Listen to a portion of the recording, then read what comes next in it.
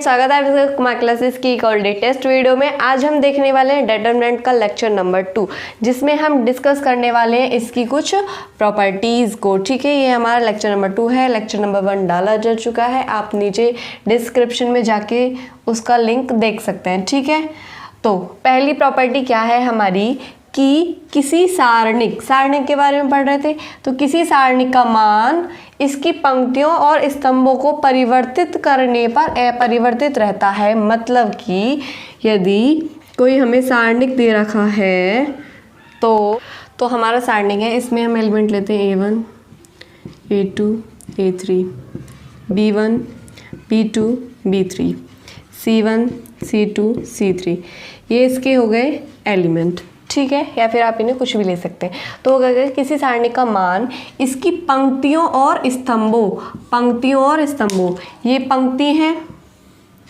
और ये स्तंभ है। ठीक है, इनको परिवर्तित करने पर अपरिवर्तित रहता है। पहले हम इसका मान निकाल लेते हैं। तो इसका मान अगर हम R1 के सापेक्ष अवकलन करें, R1 के सापेक्ष क्या करें, प्रसरण करें। ठीक है, प्रसरण करें तो A1 ओके, ये पूरी ख़त्म, ये ख़त्म, तो B2 minus B3 B2 minus B2 into C3, इसकी मल्टीप्लाई इसमें एंड दिस माइनस। ठीक है, माइनस B3 C2 ओके। अब A2 की, तो A2 ओके, तो ये ख़त्म और ये ख़त्म, तो B1 C3 minus C1 B3 okay, plus A3, और मैंने आपको क्या बताया था, प्लस माइनस प्लस, तो उसके हिसाब से ये क्या आ जाएगा यहाँ पे, माइनस। ठीक है, तो A3 के लिए क्या हो जाएगा, ये ख़त्म, तो ये और ये आपस में बचे, तो B1 C2 minus C1 B2। ठीक है, तो इतनी बात क्लियर होगी। ये आ गया इस सारणिक का मान। ठीक है, अगर मैं क्या करूं, R1 को चेंज कर दूं किसके साथ में, C1 के साथ में। ठीक है, R1 को C1 के साथ में चेंज कर दूं तो क्या हो जाएगा, A1 A2 A3 ओके, ये क्या बना दी, रो बना दी। ठीक है, मतलब कि क्या कर दें, R1 को C1 के साथ में चेंज कर दें तो क्या हो जाएगा, ये तो हो गया एक चेंज। सारे को हमने क्या करा, रो को कॉलम में चेंज कर दिया। ठीक है, तो रो को कॉलम में चेंज कर देते हैं तो क्या हो जाएगा, B1 B2 B3 C1 C2 C3।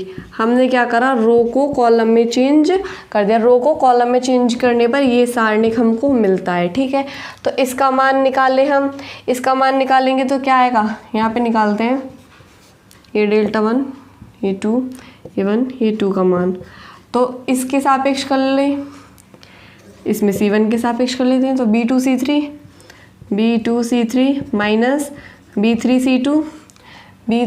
C2 okay, minus A2 B1 C3 minus C1 B3, और ये हम पहले ही देख चुके हैं कि किसी के भी सापेक्ष करें जो मान है वो सेम रहता है।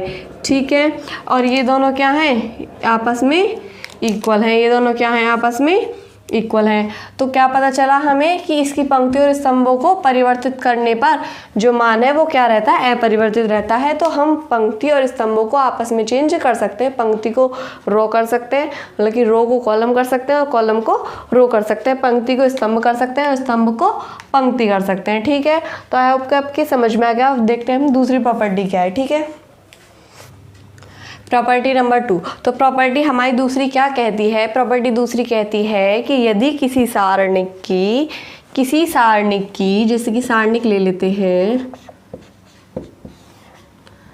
A1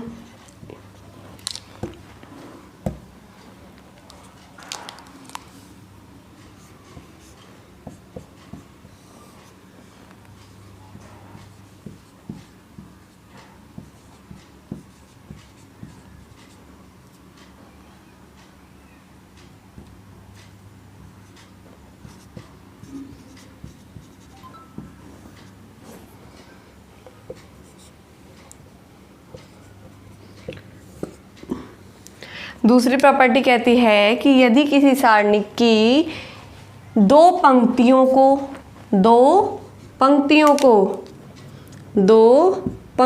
को या दो स्तंभों को आपस में चेंज कर दे तो जो मान है वो माइनस हो जाता है। ठीक है, मतलब हमने क्या करा, R1 को चेंज कर दिया R2 के साथ में। ठीक है, R1 को क्या करा, चेंज कर दिया R2 के साथ में। R2 के साथ में चेंज करने पर क्या होगा, जो R1 की जगह पे वो R2 आ जाएगा और R2 की जगह पे क्या आ जाएगा, R1 आ जाएगा। ठीक है, तो B1 B2 B3 आ गया। ओके, और यहाँ पे आ गया A1 A2 A3 और C हमारी जो है वो सेम रहने वाली है। तो हम यहाँ से इसका मान निकालेंगे तो मान क्या हो जाएगा, जो यहाँ पर मान आएगा, जैसे कि हम बोलें कि यहाँ पर मान आया 5। ठीक है, तो जब हम इनकी सारणिक की जो वैल्यू है, मतलब कि जो रो और कॉलम है, उन दो को, किन्हीं भी दो को आपस में परिवर्तित कर देंगे तो जो मान है वो उसमें क्या आ जाएगा, साइन चेंज हो जाएगा। यानी कि यहाँ प्लस था तो यहाँ क्या हो गया, माइनस। और यदि इसका साइन क्या आता, इसका आंसर क्या आता, -4 आता। यदि सपोज दैट लेट कि इसका आंसर क्या आता, -4 आता, तो इसका आंसर क्या हो जाता, 4। क्या हो जाता, साइन चेंज हो जाता। ठीक है, तो ये आपको समझ में आ गई होगी बहुत इजीली। अगर ये आप इसका प्रूफ करना चाहते हैं तो उसी तरीके से जो पहला हमने करा था उसी तरीके से आप इसका प्रूफ इजीली कर सकते हैं। ठीक है, एक और प्रॉपर्टी के बारे में डिस्कस करेंगे और तीन जो प्रॉपर्टी हैं अगली, इसकी टोटल 6 प्रॉपर्टीज़ हैं जो हमें डिस्कस करनी है और फिर देखने हैं हमें कुछ क्वेश्चंस। ठीक है, तो ये तो होगी हमारी 6 प्रॉपर्टी, जिनमें से 3 आज हम डिस्कस करने वाले हैं और 3 हम कल डिस्कस करेंगे। ठीक है, तो ये हो गया। अब हम करते हैं तीसरी प्रॉपर्टी डिस्कस।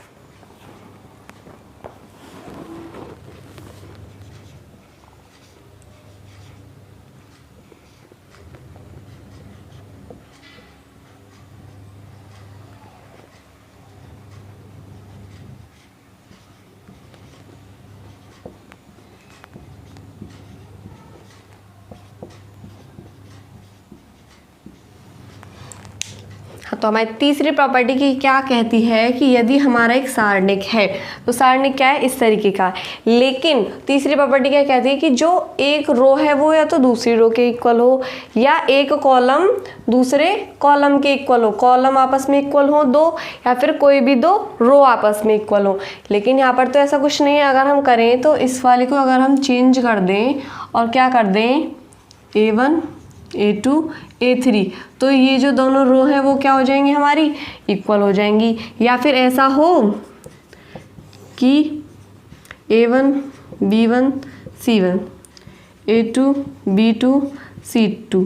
ओके, और यहाँ पे क्या हो, सेम एज वही एलिमेंट आ जाए जो कि पहले कॉलम में आ रहे थे। ठीक है, तो यहाँ पे 2 कॉलम इक्वल हो गए और यहाँ पे 2 रो इक्वल हो गई।